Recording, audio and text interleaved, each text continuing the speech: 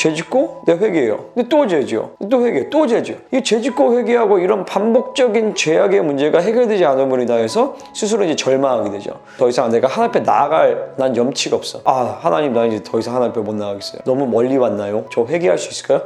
당연히 회개할 수 있다는 거예요.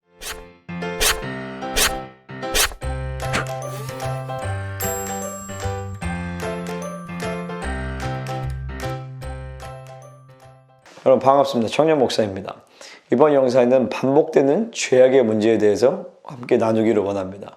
아무래도 그것이 가장 중요한 영역이고, 그리고 제가 받았던 이메일이나 아니면은 질문들 중에서 가장 많았던 질문인 것 같아요. 이런 죄의 문제가 있는데 이것이 어떻게 해결될지 모르겠어요. 제 나름대로 열심히 노력하고 기도도 하고 기도원도 가고 이렇게 하는데 이 죄의 문제가 잘 해결되지 않아요 라는 질문들이 되게 많았는데, 사실 이게 우리의 신앙생활에 있어서 가장 중요한 문제인 거죠. 죄가 해결되어 있는 것, 그리고 죄가 해결되지 않는 것이 가장 큰 문제인 거죠. 우리 돈에 대한 문제나 관계에 대한 문제나 혹은 직장이나 사업에 대한 문제나 모든 것들에 대한 뿌리는 뭐냐? 바로 죄가 해결되지 않는다는 거예요. 그러니까 다시 말해서 죄가 해결이 된다라면은 우리는 가장 일차적으로 뭘 해결할 수 있냐면은 심판에 대한 두려움으로부터 해방이 돼요.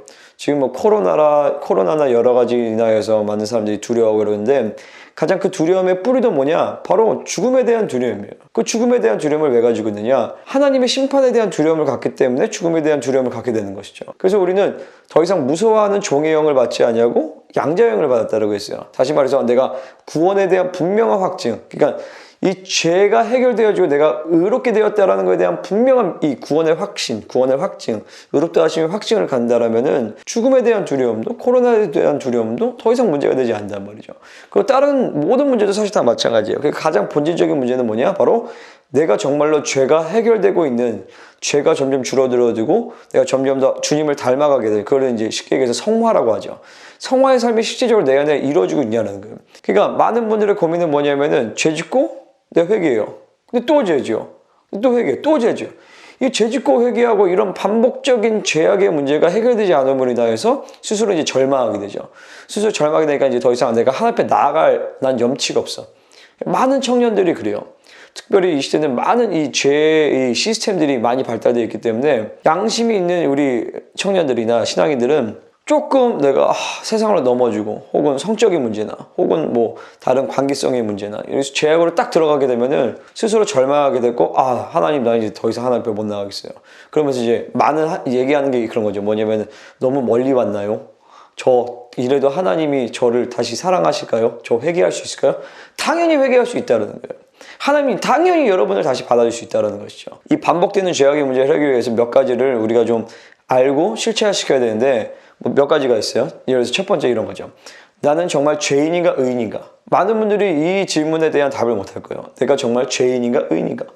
아니, 분명히 내가 예수님 믿고 의롭다 하심을 받아서 의인인 것 같긴 하지만 사는 걸 보면은 여전히 죄인의 삶을 살아. 그러면 나는 의인이야 죄인이야 도대체? 이거에 대한 답이 먼저 필요하고, 두 번째는 뭐냐면은 그러면은 죄는 어떠한 원리와 어떤 메커니즘에 의해서 우리가 죄를 짓게 되는 것인가? 그 세 번째로는 그 죄를 이기기 위해서 예수님이 이루신 사건은 무엇이고 그것을 어떻게 우리의 삶 가운데 실체화시킬 수 있는가? 그런 것들을 할 때 이제는 내가 이래서 죄를 졌고 이래서 죄에 대한 문제가 계속적으로 생겼고, 이제는 이런 죄의 문제를 해결할 수 있는 하나님의 말씀의 빛 가운데서 그걸 알고 깨닫게 되는 것이죠. 그럴 때 우리는 실질적으로 죄를 이겨낼 수가 있다는 거예요. 그러니까 제가 이런 내용을 제가 하나씩 여러분들과 함께 나누기를 원합니다. 그래서 이번 영상은 여기까지만 하고, 제가 다음 영상에서 그럼 내가 죄를 지었는데 나는 그럼 다시 죄인이 되는 건가? 아니면 그럼 나는 여전히 의인인가? 이런 거에 대해서 죄인인가 의인인가에 대한 문제를 가지고 다음 영상에서 함께 보도록 하겠습니다. 감사합니다. 샬롬.